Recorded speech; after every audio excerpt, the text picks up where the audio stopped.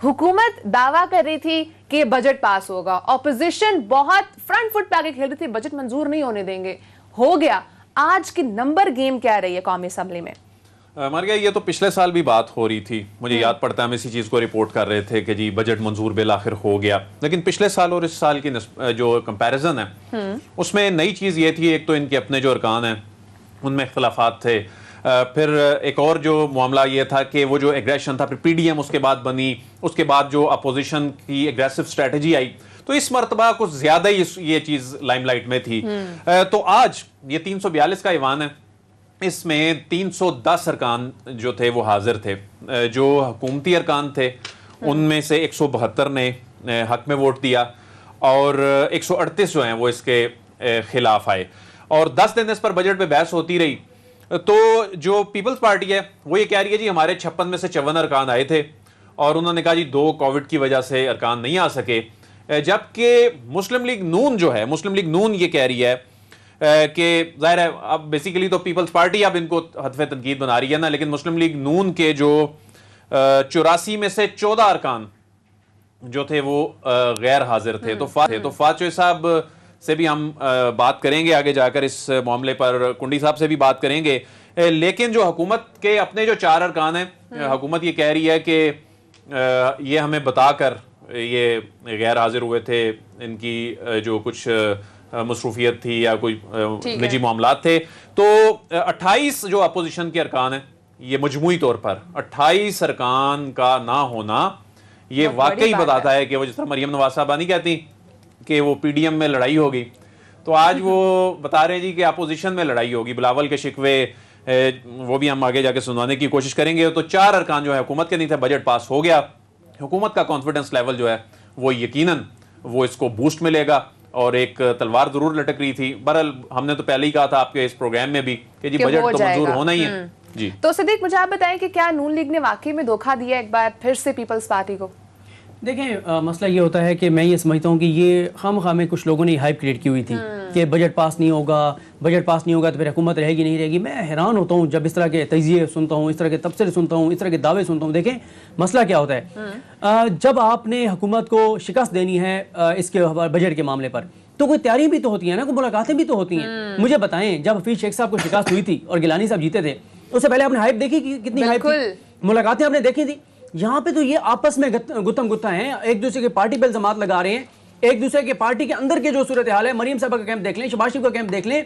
और उसके अलावा देखें मसला ये है कि ये अगर एक लम्हे के लिए हम मफरूजे पे बात करते हैं कि बजट में शिकस्त करवा भी देते कौमी असम्बली में, भाई अगर कोई बदतरीन हालात भी हो तो हुकूमत ऑर्डिनेंस के जरिए इसको पास कर लेती, कोई इतना ज्यादा उसको मसला नहीं था। हाँ, इखलाकी तौर पे, सियासी तौर पे एक मामला है, लेकिन वो जो कानूनी तौर पे चीजें बताई जाती हैं। और फिर मसला ये है, ना तो इनकी अपनी पार्टियां एक पेज पर है, ना अपोजिशन एक पेज पर है। मौलाना साहब हैं तो वो कहते हैं अगर एपीसी में बिलावल आएगा तो मैं नहीं जाऊंगा। बिलावल साहब हैं तो वो पहले मरियम साहब को आड़े हाथों ले रहे थे और कह रहे थे मैं शहबाज शरीफ से बात करूंगा, हमजा से बात करूंगा, अब वो शहबाज शरीफ साहब पर हमले कर रहे हैं। वजह क्या है? देखिए मसला ये है कि पीपल्स पार्टी ने पंजाब में अब अपनी जगह बनानी है। पंजाब में वो जगह बनाने के लिए शहबाज शरीफ की तारीफें करके तो नहीं बना सकती, वो मरियम साहबा की तारीफें करके तो जगह नहीं बना सकते। जाहिर है वो नून लीग को टारगेट करेंगे। तो फिर साथ आप देखें कश्मीर का इलेक्शन चल रहा है, वहां पे नून लीग की हुकूमत अब खत्म हुई है, खत्म हो रही है नून लीग की हुकूमत। अब जाहिर है जो हुकूमत खत्म हुई है उसी को टारगेट करेगी ना पीपल्स पार्टी कि नून लीग ने यहाँ पे कश्मीर में कुछ नहीं किया, ये नहीं किया, वो नहीं किया।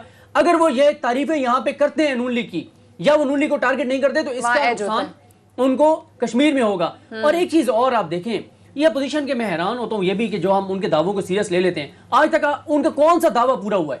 आप देख लें, पहले दिन से फलानी तारीख हुकूमत चली जाएगी, फलानी को मौलाना जो है ये कर देगा, पीडीएम इस्तीफे दे देंगे, सेनेट इलेक्शन नहीं लड़ेंगे, ज़िमनी इंतखाबात का बाइकआउट करेंगे, अदम एतमाद ला रहे हैं, स्पीकर के खिलाफ ला रहे हैं, डिप्टी स्पीकर के खिलाफ अब तक। अच्छा सिद्दीक, हमें फवाद चौधरी साहब ने ज्वाइन किया है। फवाद साहब बहुत शुक्रिया, आपने प्रोग्राम को अपना टाइम दिया। बताइएगा, कहा जा रहा था बजट मंजूर नहीं होगा, लेकिन फाइनली आज अक्सरियत के साथ हुकूमत ने बजट तो मंजूर कर लिया है, लेकिन ऑपोजिशन खास तौर पर नून लीग आज गैर हाजिर रही। ये क्या जादू चला है? देखिए, सबसे अहम बात तो ये है कि अपोजिशन के 30 वोट जो हैं वो कम हुए हैं, 30 के लगभग, 30 से ज्यादा ही हुए हैं बल्कि। और खुसूसन जो पीएमएलएन के लोग हैं वो टर्न अप नहीं हुए इलेक्शन के लिए, वोट के लिए, बशमूल शहबाज शरीफ साहब। पीएमएलएन के बहुत सारे लोग जो हैं वो गैर हाजिर रहे हैं। तो जो इस वक्त PMLN का एक जो लीडरशिप का क्राइसिस चल रहा है वो ज्यादा उभर के सामने आया है इस सारे मामले में, और यूं लग रहा है कि नून लीग की लीडरशिप जो है वो कमजोर से कमजोर तर होती जा रही है। शहबाज शरीफ का अपनी पार्टी पर कंट्रोल जो है वो लूज होता जा रहा है, और मेरा ये ख्याल है कि एक अंदरूनी लड़ाई जो मरियम नवाज और शहबाज शरीफ में जारी है उसी का शाखसाना है कि आज दर्जनों लोग जो PMLN के हैं वो नहीं आए। जहाँ तक हुकूमत का ताल्लुक है, हमने पहले ही बताया था कि ये सारा पूरी पार्टी जो है और इत्तेहादी जो है वो इमरान खान की क़यादत में मुत्तहिद है, और आज एक बार फिर 172 वोट जो हैं वो हुए हैं, और 4 लोग जो हैं वो जुबैदा जलाल मुल्क से बाहर हैं, आमिर लियाकत जो हैं वो कराची में हैं, और 2 लोग और जो है वो नहीं आ सके। 176 लोग जो हमारे थे वो पूरी तरह इंटैक्ट है।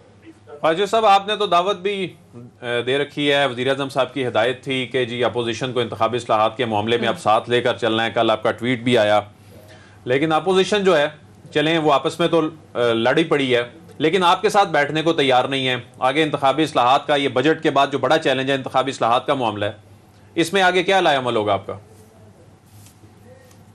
देखिए हम तो तैयार हैं, हम तो चाहते हैं अपोजिशन से बातचीत हो, और खुसूसन इलेक्टोरल रिफॉर्म्स के ऊपर, जुडिशल रिफॉर्म्स के ऊपर, इन पर बातचीत होना जो है वो बिल्कुल जरूरी है। मसला ये आ रहा है इस वक्त कि नून लीग के अंदर 2 ग्रुप है और उन ग्रुप्स की पॉलिटिक्स आपस में एक दूसरे से इकट्ठी नहीं है। सो मरियम नवाज की पॉलिटिक्स जो है वो, फजलुर रहमान साहब की पॉलिटिक्स वो ये है कि ये सिस्टम खत्म हो, और जो शहबाज शरीफ है वो मुज़ाकरात करना चाहते हैं, लेकिन शहबाज शरीफ की ग्रिप इतनी नजर नहीं आ रही। तो ये एक मसला है PMLN के अंदर, जो तब तक रिजॉल्व ना हो अपोजिशन के साथ कोई अच्छे और माहौल में मुज़ाकरात हो नहीं सकते। अदरवाइज हम तो तैयार हैं अपोजिशन के साथ मुज़ाकरात। वाजिद साहब, कल प्राइम मिनिस्टर अब ऐवान से खिताब उन्होंने करना है, तो अपोजिशन अब अपनी पुरानी रविश पर ही चलती रहती है, तो फिर किस तरह क्या प्राइम मिनिस्टर खिताब करेंगे? क्योंकि आपने तो उनके खिताब जो हैं फिर वो सुने, आपस में कंप्रोमाइज़ हुआ, लेकिन प्राइम मिनिस्टर के जो स्पीच है असल में मामला लड़ाई यहीं से शुरू हुई थी, इस पे क्या अब आपकी हिकमत अमली होगी? उम्मीद है जो हमारे पहले मुआहदा हुआ था या बातचीत तय हुई थी जिसके बाद शहबाज शरीफ अपना खिताब मुकम्मल कर सके, वो यही था कि आप हमारे लोगों की बात सुनेंगे और हम आपकी बात सुनेंगे, और यही माहौल होना चाहिए। तो मुझे उम्मीद है अभी आज भी स्पीकर ऑफिस जो है वो रब्ता कर रहा है, और अगर ये बातचीत जो है वो हो गई तो इससे यकीनन एक माहौल बेहतर होगा, और मैं समझता हूँ कि अपोजिशन को जिम्मेदारी का मुजाहरा करना चाहिए और प्राइम मिनिस्टर साहब को अपनी बात मुकम्मल करने की उन्हें मौका देना चाहिए, ताकि असम्बली का माहौल बेहतर हो। और असम्बली का माहौल बेहतर होगा तो ओवरऑल मुल्क का जो सियासी टेम्परेचर है उसमें कमी आएगी, और एक जो रिफॉर्म है हम उसकी तरफ बढ़ सकें।